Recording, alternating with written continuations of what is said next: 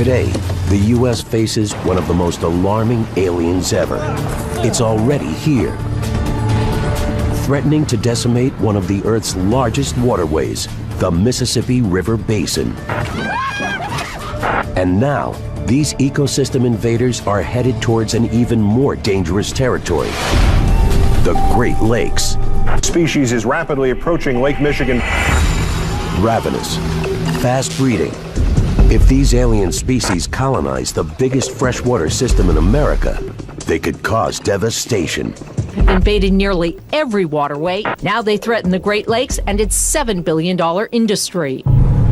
As research teams race against time, one of the 21st century's most frightening environmental questions may be contained in a few samples of water.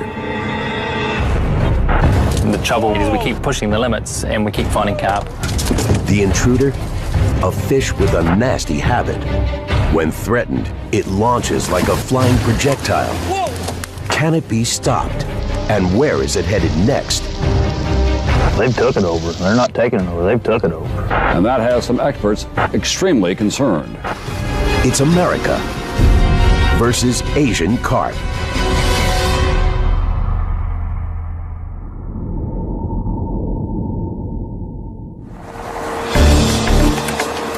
September 15th, 1999, 225 kilometers from the Great Lakes, Chillicothe, Illinois. Commercial fisherman Orion Briney heads out on the Illinois River. For over 15 years, Orion's worked these waterways.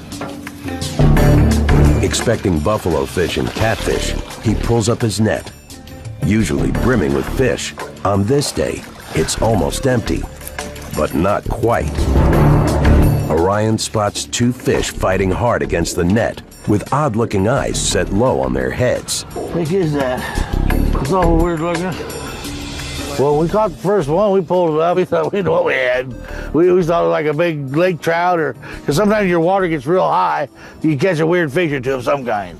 Eyes on the bottom of their head, a little bit of scales on them. Orion takes one of the mystery fish to a biologist. What do you think that is? Never seen nothing like it before in my life. One look, and the scientist knows Orion's catch all too well. Carp. It's carp. Asian carp. Asian carp. Sure ugly, aren't they? No. Yeah. It's a big-head carp, an unwelcome menace, more commonly known as Asian carp, and the first of what may be a thriving colony of ruthless aquatic terminators. Along with its sister species, the silver carp, Orion's big head is considered one of the most dangerous invasive creatures in America. The bad news travels fast. As soon as biologists learned that these species had escaped from aquaculture ponds and were showing up in the nets of fishermen, red flags went up for every biologist. In Orion's river, the invading big-head carp is perfectly designed for a hostile takeover. Able to reach as long as 1.5 meters and weigh as much as 45 kilograms. In their native Asia, they're Darwinian superstars, easily adapting to most rivers, lakes, and ponds. And as they move into U.S. rivers and start aggressively feeding on plankton, they devour the food chain from the bottom up. But where in Asia, natural predators kept these carp in check, the United States has no river contenders up to the challenge. It's a formula for disaster. The Asian carp have a potential of devastating local fish populations because they're eating this food at the most basic level. It's suggested that they can eat anywhere from 40 to 80% of their body weight in a day. And it gets worse. In addition to a ravenous appetite, the Asian carp's breeding rates are in the stratosphere. While most fish spawn once a year, Asian carp can spawn up to 3 times a year, producing as many as 2 million eggs. Breeding and feeding faster than any other native fish in the river, the Asian carp obliterates the competition. The bighead and silver carp are a very scary threat because of their ability to invade an area so quickly. They will kick other fish, our native fish, out in a short amount of time. But how did they get here? The answer is chilling. Like many invasive species, these dangerous intruders were deliberately brought by human hands. 50 years ago, in the 1960s, Midwest commercial fish farmers and water treatment authorities were looking to solve a problem: algae overgrowth. Their solution? Import an Asian fish species known for devouring algae, the grass carp. Last summer, 1/3 of Robert Harrell's 70-acre lake was filled with water weeds. Harrell stocked the lake with carp, and his weed problems were practically solved in 2 months. You can tell they have really done quite well. I believe we put 350 in here, and in just a little time, it was all gone. It worked so well, a decade later, more catfish farmers fighting fishery overgrowth imported 2 other Asian carp species with the same taste for algae, the bighead and the silver carp. But what seemed like an ideal solution was an ecosystem ticking time bomb.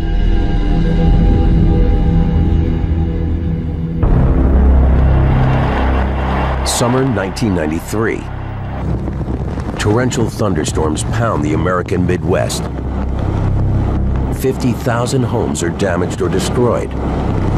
1,000 levees fail. The end result is devastating, but there's an even more disastrous consequence. The normally disconnected rivers, lakes, and streams of the Mississippi River Basin flood together, forming one giant bathtub.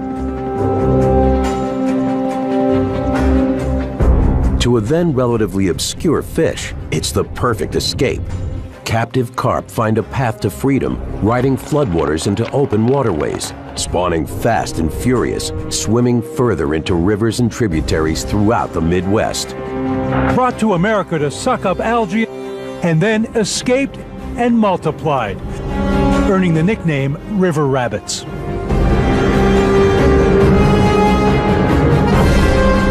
An unnatural disaster had begun.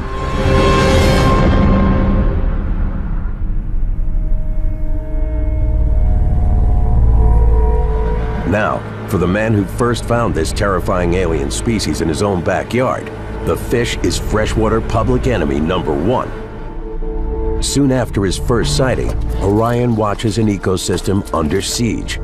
The bighead are so much larger and stronger than native fish, none of the local fishermen have nets strong enough to hold the invaders. The first year or two, I was the only one to fish for them. You could come out here and literally see 40 acres of them. There'd be so many you couldn't even run the motor through them. You start running your motor through them and there'd be red blood behind you. When we went out there, you don't even turn them nets up. It wasn't very long after most of your fishermen quit fishing. And there's more to this menace. With no natural predators in the Illinois River, the bighead multiply at astronomical rates, taking over and dominating the food chain. While alarmed fish and wildlife agencies try to strategize comprehensive solutions, They are big, ugly, and abundant. a nearby processing plant decides to harvest and sell Asian carp as food. In a desperate attempt to save his own livelihood, Orion modifies his gear to stand up to the aggressive invader. I had the first nets built and I was the first one on them. Orion once harvested buffalo fish and catfish. Post-Asian carp invasion, the fish have all but disappeared. Orion's only solution? Change his business model. Make the alien species his catch. He recruits his stepson Jeremy and 13-year-old grandson Levi. Yet even with a team, Asian carp catching is challenging. You know, it's just completely different ball game. You gotta hold more nets, you gotta make bigger nets. July 9th, 2009, Chillicothe, Illinois.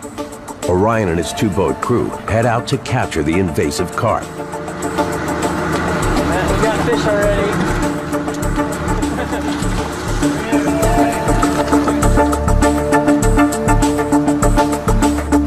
He reads the water looking for signs of a pack of bighead below. The goal, net as many of this marauding threat as fast as possible. knows these fish spook easily. They fly into the air at the first sign of noise and commotion, a fight-or-flight stress response that can dangerously injure fishermen. Skittish Asian carp scatter fast.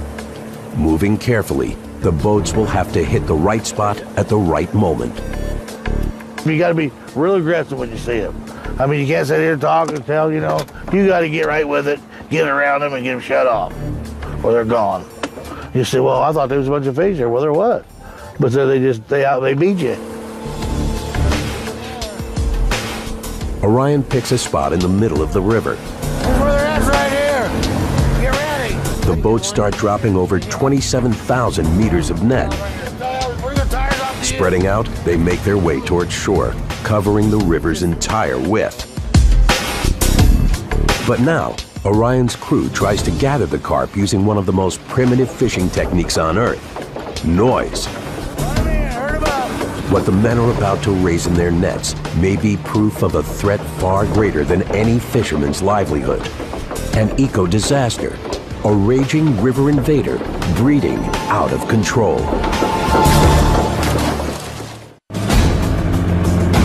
Chillicothe, Illinois, 225 kilometers from the Great Lakes. Fisherman Orion Briney and his team are on the hunt for an invasive Asian carp menace, the bighead. Now, with nets strategically placed across the width of the Illinois River, it's time to raise hell, literally. To herd the fish towards them, the crew stomps and bangs the boat's aluminum hulls. Beneath the waters, the distressed fish pick up the vibrations through organs that run along their sides, called neuromasts. Interpreting the vibrations as a predator on the hunt, fleeing bigheads swim straight for the nets. They're very smart. Once they hear a noise, they're taking off. I would run back and forth and try to bring them into a big school and herd them down, force them into the net. Meter by meter, Orion's crew pulls up bursting nets.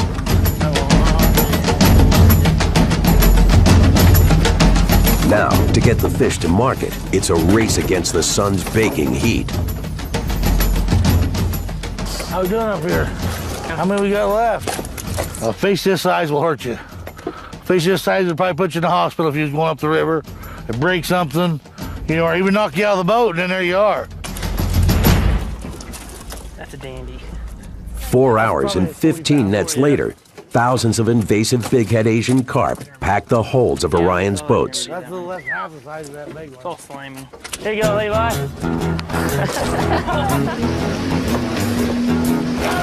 From ship to truck, it's an hour-and-a-half drive to one of the few processing plants with the capacity to handle enormous volumes of Asian carp. Here, the fish are unloaded and weighed.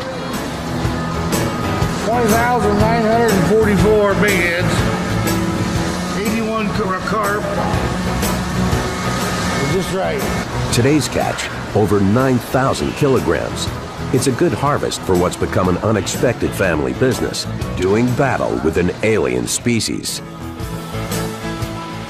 Some of Orion's catch will be filleted and packed for distribution to overseas markets. There, the fish are consumed as food. But in the U.S., there's a problem. Asian carp flesh is filled with tiny bones. The U.S. market for these bony fish as human food is non-existent. Yet many fear, unless we start eating Asian carp by the truckload, we have no chance of stopping their onslaught.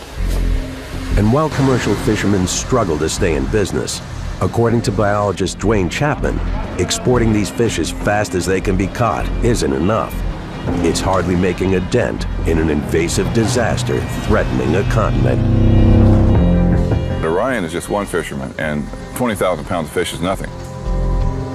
I estimate that last year, about 2 million pounds of fish were captured, bighead and silver carp together, for market.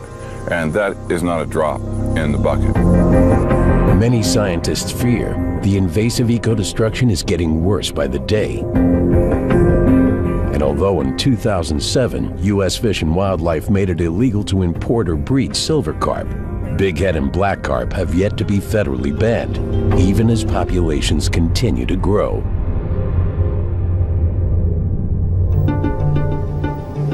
July 12, 2009, Havana, Illinois, over 300 kilometers from the Great Lakes, the so-called Asian carp capital. Here, the ongoing carp invasion has created such dense populations, boaters are forced to be vigilant, always on the lookout for a rampaging species just as menacing as the bighead, the silver carp. With their notorious hair-trigger fear response, some compare a silver carp collision to being hit by a bowling ball at several kilometers an hour. As one of the world's top invasive fish experts, Dwayne Chapman is leading the charge in the battle against this leaping aquatic threat. I've been eating, breathing, sleeping these fish, trying to get under their skin, try to figure out everything I can about them in order to know my enemy. Hi, Kevin. Come aboard.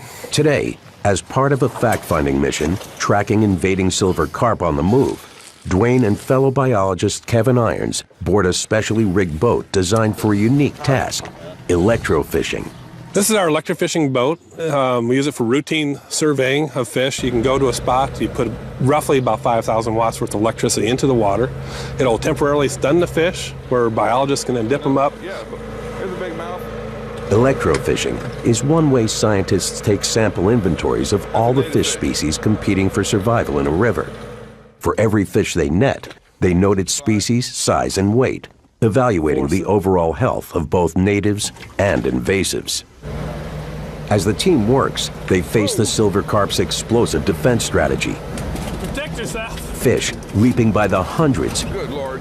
reaching as high as 3 meters. And it's just a fright response. Anything that scares them, and they tend to go airborne. And they can jump at speeds of probably at least 20 knots or so. Although Asian carp have infiltrated rivers from Louisiana to Minnesota, today, Dwayne focuses his investigation here on the Illinois. So close to the Great Lakes, this is a critical front line against an eco-catastrophe. Dwayne wants to know how the invaders are thriving and migrating. His ultimate goal? Zero population. This is a paddlefish. It's one of the filter feeding fishes that we're trying to protect by controlling the bighead and silver carp. They're really odd-looking prehistoric fish, been around for a long time. It'd be a real shame to have these guys get hurt by this and by the invading bighead and silver carp. Okay, let's get them back in the water.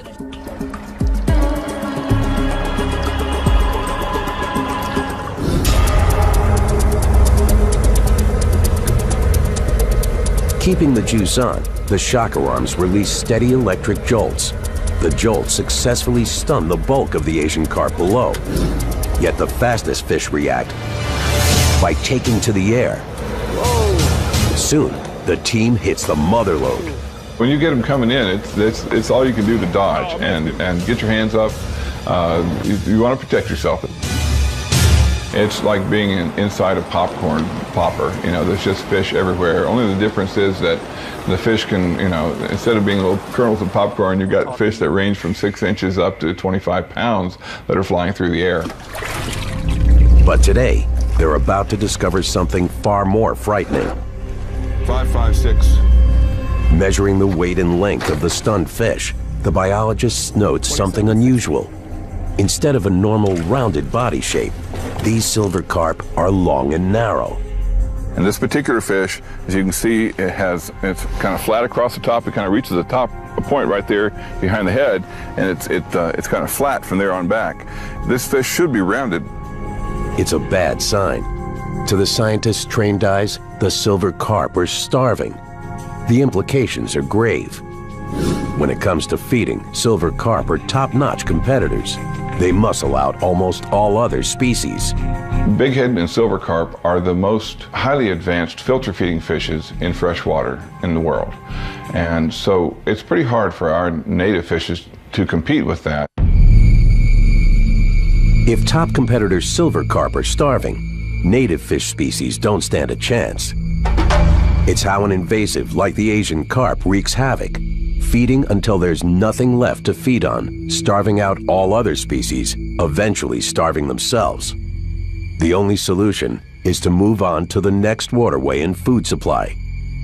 Here, it's the beginning of the end of the once vital Illinois River, and the beginning of the end of America's freshwater fisheries.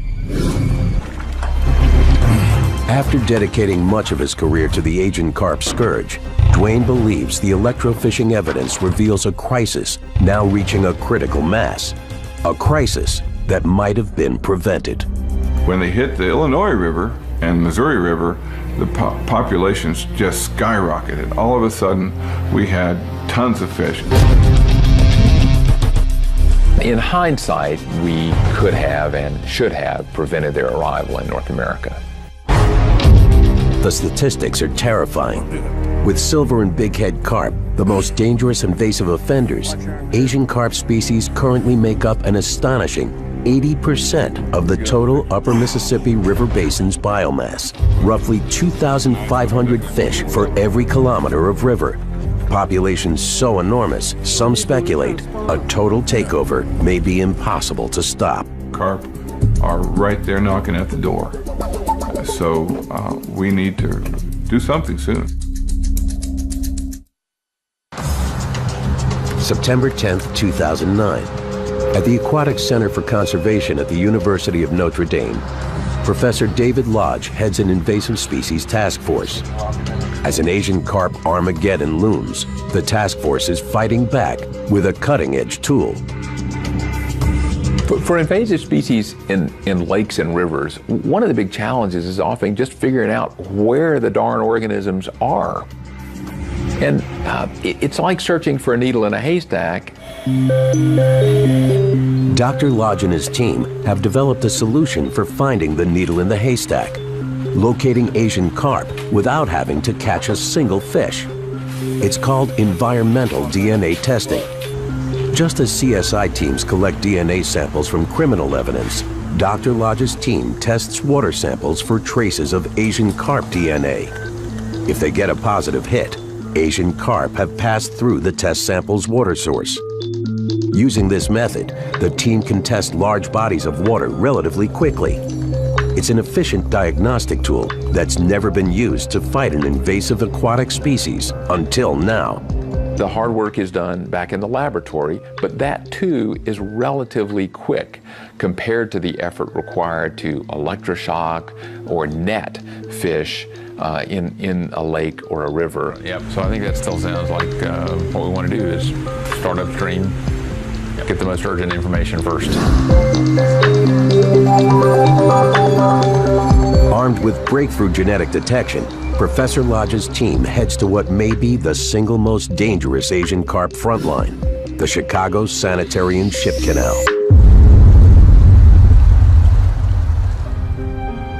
In 1900, to prevent sewage from entering Lake Michigan, contaminating the city's drinking water, the city of Chicago came up with an idea, reversing the direction of the Chicago River.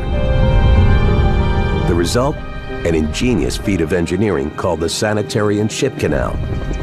Today, the canal is an important route for cargo ships. But when humans connected the Mississippi River Basin to Lake Michigan, no one predicted that they were building a disastrous invasive species superhighway. The Great Lakes have on the order of 186 species that are non-native, many of which are damaging. And there are dreaded cautionary tales. One exotic species already doing major environmental and economic damage is the zebra mussel. After hitching rides from Europe in the ballasts of cargo ships, these mollusks have quickly multiplied and clogged up industrial pipes. Zebra mussels caused the shutdown of the Monroe Power Plant in Michigan, which cost millions of dollars. This is one of the most damaging environmental changes that's been going on since humans started moving species. Here, 30 miles from the entrance to the Great Lakes, the team picks a strategic spot. It's downstream from the last line of man-made defense, an electric underwater fence. In 2002, authorities installed rows of steel cables across a section of the Chicago Sanitary and Ship Canal. Today, volts of DC current flow from the cables into the water. delivering harmless but critical fish-repelling shots. When it comes to stopping the northward migration of the invasive Asian carp, this single electric fence may stand between control and catastrophe. But many experts fear the barrier's far from foolproof. Is it truly enough to stop an invader from river domination? The barrier needs to be turned off every 6 months for a short period of time to rehabilitate it. If you turn off the thing and they're sitting there at the door, they're going to swim through. Back in the lab, the team submits their samples for DNA tests. What the water reveals is shocking.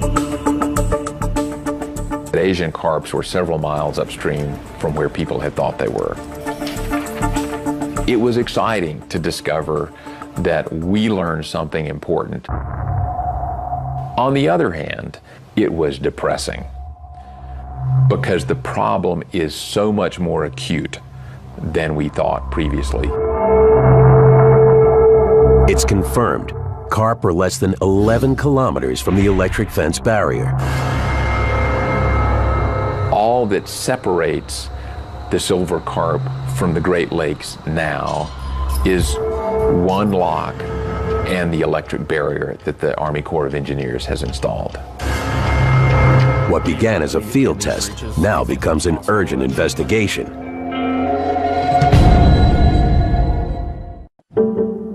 The next critical test location is the Chicago River. Lindsay Chatterton with the Great Lakes Project heads up the investigation. So we are in downtown Chicago. This is the last lock through which boats pass to get into Lake Michigan itself. Discovering Asian carp DNA here would mean disaster. If there's a positive hit, it's proof the fish have gone further and slipped past the electric barrier. I think these fish are much further up the system than anyone previously thought, and really we don't know how far up they are. Targeting backwater pockets where DNA collects, the team fills 2-liter bottles, noting location, depth, and temperature. There's no real barrier to stop the fish from here moving into Lake Michigan, so we clearly don't want to find them here. Back at the lab, the clock is ticking on a potential environmental time bomb. The team puts the samples on ice to slow any DNA degradation and begins testing for Asian carp DNA. I hope and pray that they won't see anything upstream from the barrier. But while Dr. Lodge's lab team waits for results, Focus your chi, Tim. Do what? Focus your chi. I think that's some kind of Zen thing, isn't it? over 160 kilometers away, some anglers are taking a more direct approach, Let's hit it, brother. fighting an invasive killer head on. All right, guys, here we go. August 22nd, 2009, 251 kilometers from the Great